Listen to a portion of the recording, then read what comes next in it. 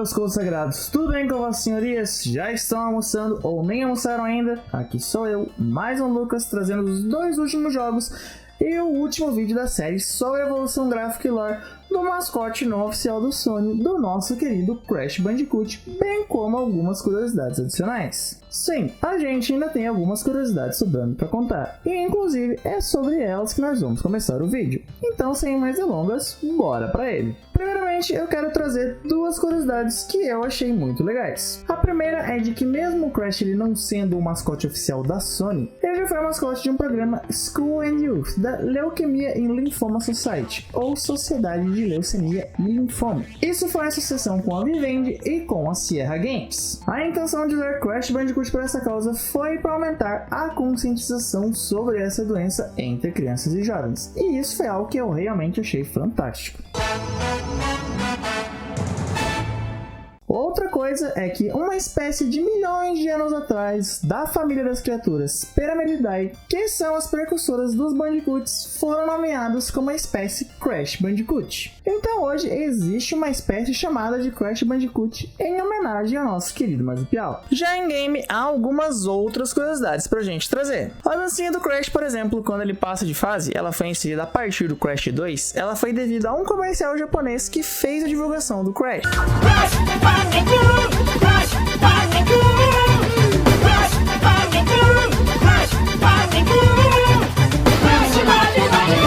E além disso, a divulgação aqui no Brasil de Crash Bandicoot It's About Time, que falaremos na sequência desse vídeo, ela foi feita em parceria com a Carreta Furacão, dando origem à Cracheta Furacão. E, inclusive, parece uma piada de roteiro, mas não é não. E além disso, o Crash, assim como o Sonic e Mario, já tiveram alguns comerciais bizarros, como por exemplo, o próprio Crash indo até a sede da Nintendo para provocar o encanador. Hey, plumber boy, mustache man, your worst nightmare has arrived. Pack up your stuff. I got a little surprise for you here. Check it out. What do you think about that? E falando em Sonic, o nome de desenvolvimento do jogo antes de Crash era Sonic... Era difícil falar. Era Sonic's S-Game, porque como é um jogo 3D, geralmente o jogo ali, né, a câmera fica gravando a parte de trás do personagem, quando você gravando a poupança do personagem, então você não via muito o rosto do personagem. E como os jogos que estavam em alta na época eram o Sonic e o Mario, eles deram esse nome na parte de pré-desenvolvimento do jogo. E o Crash, ele foi o primeiro jogo de plataforma 3D, e como a câmera era desse jeito, como é que os fãs iriam saber a cara do nosso querido marsupial? Foi aí que a equipe de desenvolvimento teve a ideia de criar aquelas fases onde às vezes ele tá de lado, ou, né, igual no primeiro jogo tem aquela pedra que vem rolando atrás dele, etc.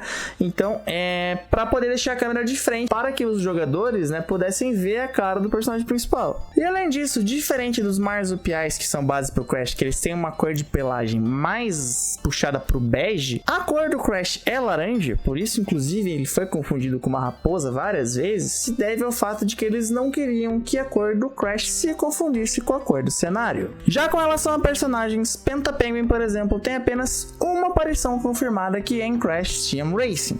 Porém, acredita-se que ele seja o mesmo pinguim mostrado na batalha com Jingle Dial em Crash 3 e o mesmo pinguim do nível Snow Bash de Crash Bash. Já o Aku Aku, aqui para os americanos, ele começou a falar a partir do Crash 3, só que nas versões em japoneses ele já falava antes disso. E além disso, a inspiração para o nome desse carinha aqui veio de um restaurante em Boston, próximo à casa de Andy Gavin, Jason Rumby e Dave Baggett, que são os criadores do jogo original. E de acordo com Baggett, ele era um restaurante polinésio com uma estátua tique gigante na fachada e a comida era horrível. Porém, no jogo, a Aku Aku é um guia pro Crash e ele é, junto com o Crash, o único personagem a aparecer em todos os games da franquia. Falando em Crash, a galera das antigas não sabe, porém o Crash sabe sim falar. Ele ficou os 13 primeiros jogos sem falar nada que não fosse... fora bocejos e arrotos. Porém, em Crash of the Titans, ele grita panquecas. Pancakes! E em Skylanders, ele fala normalmente com um sotaque australiano. Crash Bandicoot. And I have no idea how I got here. Last thing I remember, I was on the Wampa Islands and about to free my friend Tawna from the clutches of the evil Dr. Neo Cortex. Mas essa falta de fala é deliberada pelos criadores, pois de acordo com o co-criador Andy Gavin, o Crash ele deveria estar no lado mais maluco das coisas.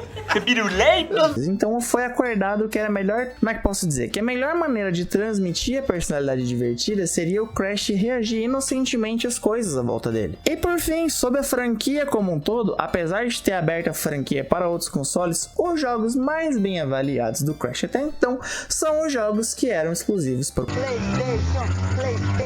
E agora que as curiosidades acabaram, ou não, fica até o final para descobrir seus lindos, vamos falar dos últimos 2 títulos lançados até então, sendo um deles um reboot e outro uma continuação. Primeiramente falaremos do reboot de Crash Team Racing com pateadas, com partes de Crash Nitro Kart e Crash Tag Team Racing. Então, é obviamente que estamos falando de Crash Team Racing Nitro Field, lançado em 2019 para o Nintendo Switch, PlayStation 4 e Xbox One. O jogo tem como história mais ou menos a mesma história do Crash Team Racing, com a remasterização dos seus gráficos e a adição do modo Nitro Field, que permite que o jogador troque o seu personagem e o seu kart entre as fases. Além disso, o game traz muito de Crash Nitro Kart, desde todos os seus personagens, músicas e modos de batalha, até as suas arenas. Alguns personagens, skins e karts de Crash Tag Team Racing também foram adicionados no remaster. Além dos modos dos games utilizados na remasterização, foi adicionado também o modo Ring Rally, que você tem basicamente que passar por anéis para ganhar tempo antes que ele expire. Também foi adicionado ao modo multiplayer online novas arenas, personagens e batalhas de chefe, que vão no modo Nitro Field. A recepção do jogo foi boa nas 3 plataformas, inclusive fazendo o jogo ganhar na categoria de melhor jogo de corrida de 2019 na Game Critics Awards e melhor jogo de esportes e corrida de 2019 no The Game Awards. E por fim, vamos acelerar para o último game de Crash lançado até então,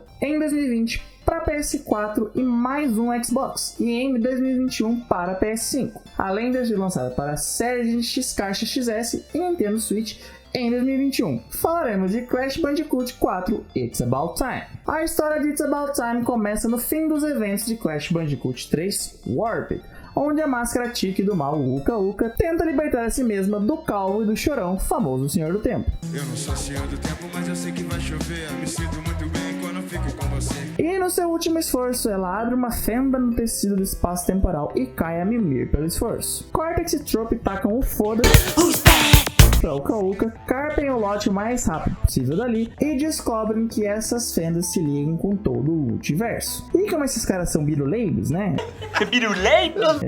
São psicopatas, esses caras, vão na conquista do multiverso, obviamente. Para isso, eles constroem o Rift Generator, que é capaz de abrir outras fendas e, além disso, recruta toda a turma do PhD de novo, pra deixar a trupe do mal cheia de cientistas brilhantes, com o N e o N-Bril. Afinal, como curiosidade adicional, este joguinho que vocês puderam perceber tem muito mais vilões do que heróis, para poder fornecer um exército para esses caras. Então a Aku, sente uma gelada na alma e pensa, foi Deus. Então a Aku e Crash vão para o pico principal da ilha quando se deparam com Lani Lolly, uma máscara quântica que tem o poder sobre o espaço-tempo, e que só apareceria se acontecesse algo no multiverso da loucura.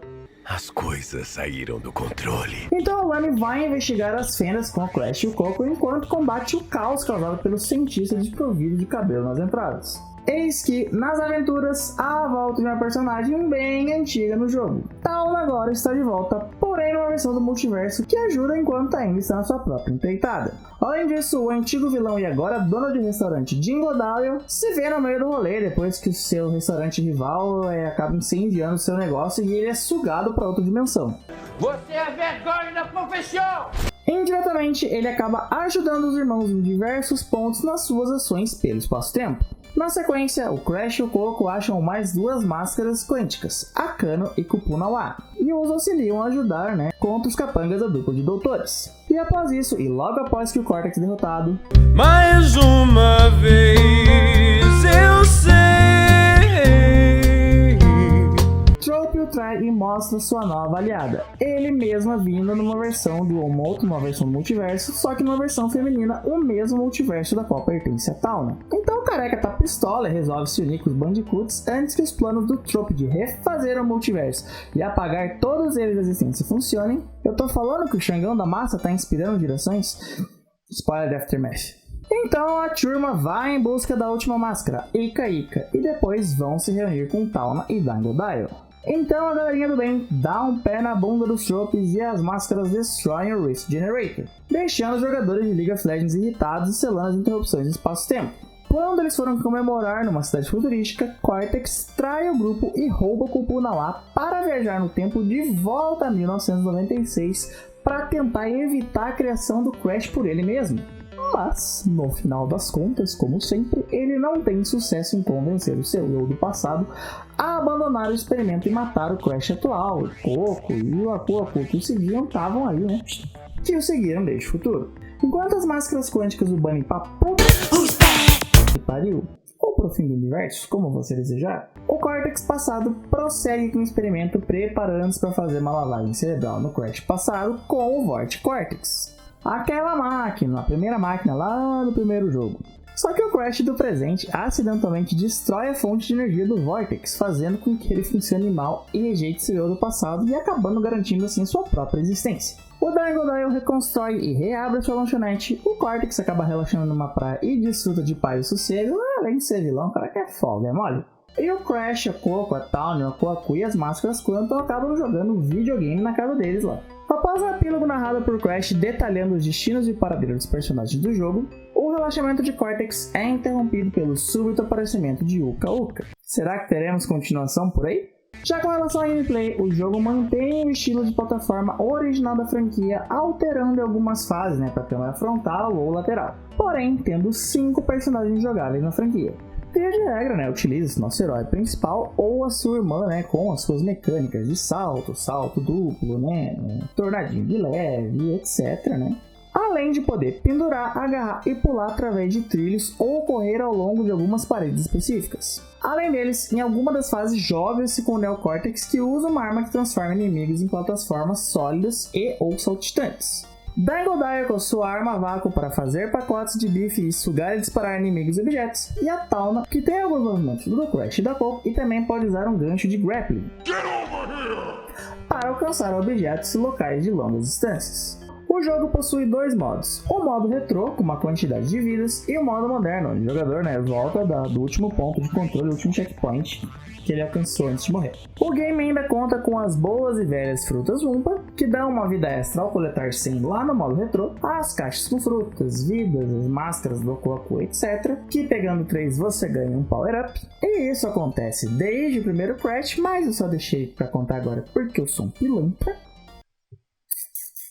que elimina os inimigos, mas também quebra todas as caixas ao redor. Cada nível possui 12 gemas, sendo 6 delas adquiridas no modo Inverse, ou Inverse, que são adquiridas ao completar certas missões, como antigamente, como quebrar todas as caixas do nível, passar sem morrer, encontrar uma joia escondida, etc. Também tem as áreas bônus acessadas por meio da boa e velha plataforma com uma interrogação nela. Os jogadores conseguem uma relíquia insanamente perfeita ao coletar todas as gemas e elas podem desbloquear visuais diferentes para o Crash e para a Coco. E depois de completar o nível, o modo de tempo para pegar as relíquias de Safira, Ouro e Platina são liberados, além de ter o famoso Ghost, que mostra seu melhor tempo e o caminho utilizado para você chegar naquele primeiro tempo anterior. Além disso, para liberar o Inverted é preciso completar o nível Confusão Fermentado. Alguns dos níveis também contêm fitas de flashback que precisam ser coletadas sem morrer para conseguir pegá-las. Tá achando que o jogo é fácil, filha? No Inverted, o nível é invertido. É tipo Castlevania Symphony of the Night, só que horizontalmente. Exatamente como um espelho horizontal. Além disso, as máscaras da história também te dão power-ups, porém elas não ficam em caixas,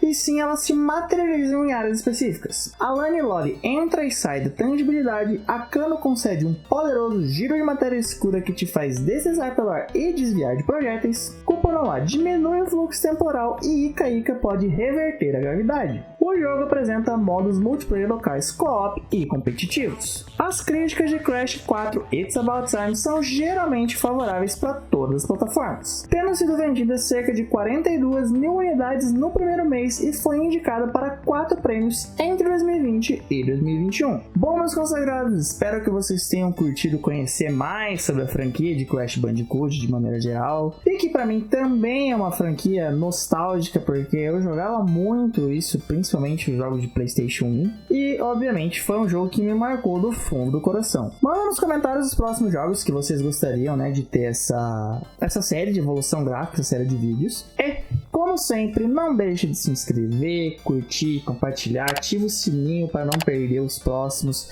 Manda pra família, pra tio, papai, pra mãe, pra gato, que às vezes o gato compartilha com o gato do vizinho, o vizinho compartilha com o vizinho, e daí, né?